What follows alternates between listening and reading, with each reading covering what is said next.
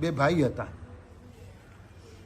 અને બંને ભાઈ ફરવા માટે ગયા. ફરતા ફરતા ફરતા ફરતા ગ્રીનરી જોવી હતી, હા, વનસ્પતિ. પેલા બે જણા જંગલમાં ફરવાને માટે ગયા છે અને ત્યાં આગળ એમને વિચાર આવ્યો કે આપણે ફરવા તો નીકળ્યા છીએ, પણ છીએ તો આપણે વેપારી ને, એટલે કંઈક પણ હા સાધન મળતું હોય તો એનો આપણે ઉપયોગ કરી લઈએ.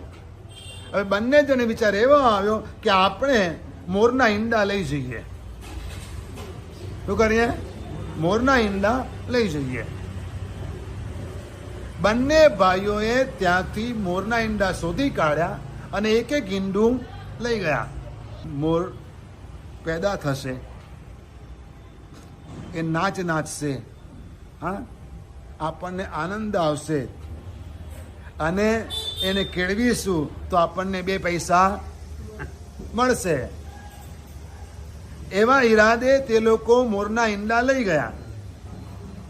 બંને જણાએ પોતાના ઘરની પાછળ એક વાડામાં મોરના ઈંડાને મૂકી દીધા સાચવીને. એકને ત્યાં મોરના બચ્ચાનો જન્મ થયો, બીજાને ત્યાં ન થયો. કારણ કે જેને ત્યાં બચ્ચાનો જન્મ થયો ને એને આટલા દિવસ ઈંડાને છંછેડ્યું નહોતું.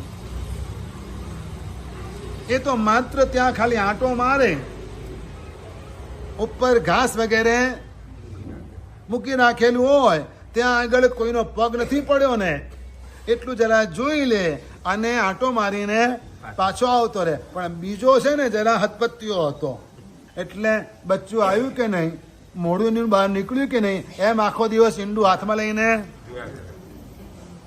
તો એમાં ને એમાં એ તો ઈંડું મરી ગયું, હા, અને બચ્ચાનો જન્મ ન થયો. હવે આમાંથી તમને મોરલ સ્ટોરીનું શું મળ્યું? બોધ શું મળ્યો તમને?